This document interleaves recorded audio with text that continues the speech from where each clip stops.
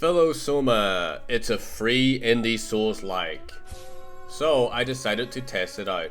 And what's funny is, there's no character creation at all. So I just have to play as this slutty Devil May Cry ripoff kind of character.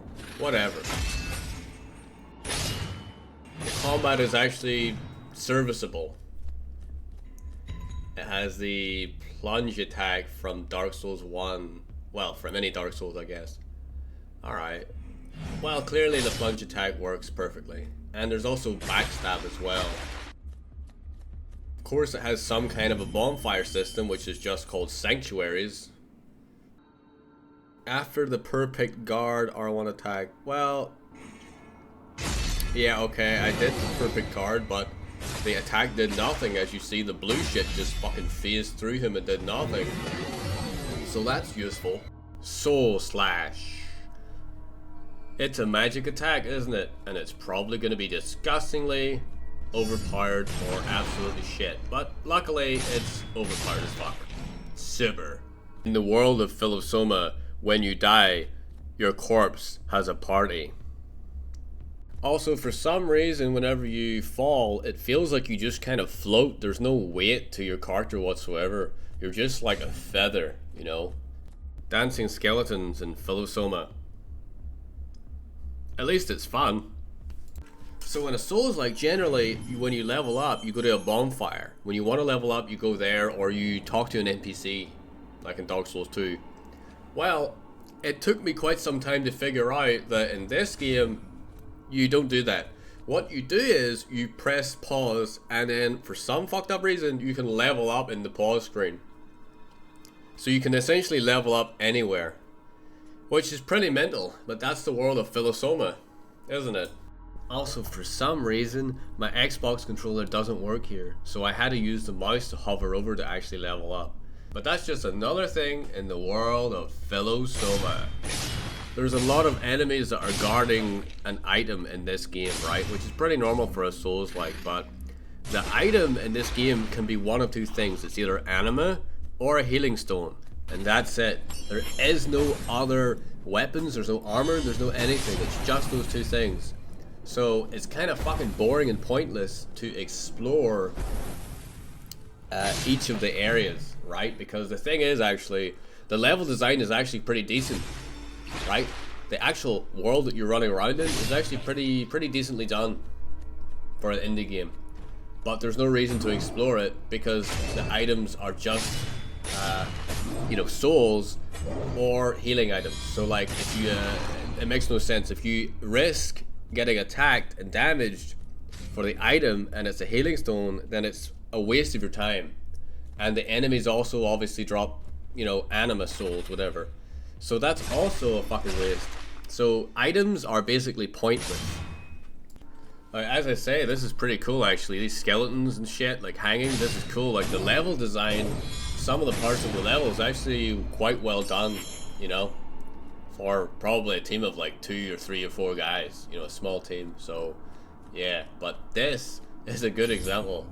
Actually, bullshit. This is a bad example because it's a worn bundle of keys. This is keys, basically. This is like, so far in the demo, like the only fucking item that I've found.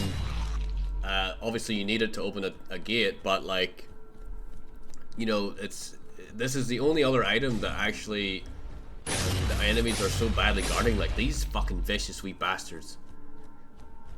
Fucking piece of shit. You cursed. This is hilarious by itself. Anyway, yeah, it's the only item in this game that actually has a meaningful placement. And it's like the third item that you can get other than, you know, healing items and souls. Also, to kill these shield guys, you just kind of like go behind them.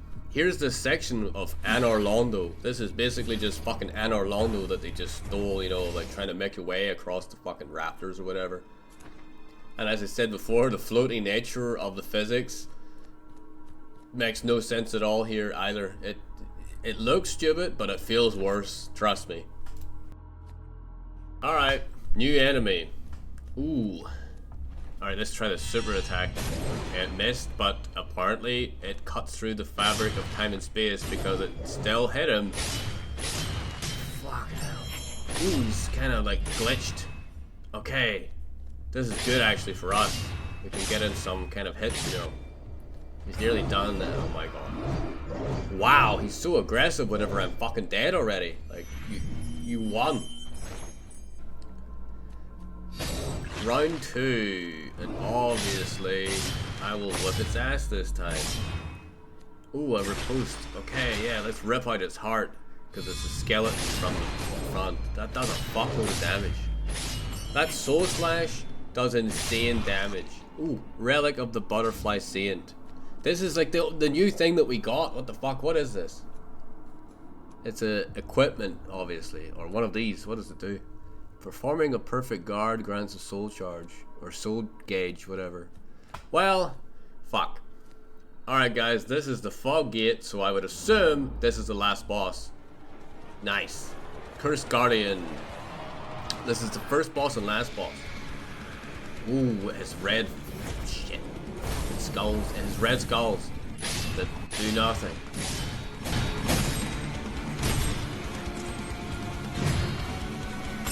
What is up with the music? The hardcore fucking heavy metal music. What is up with this?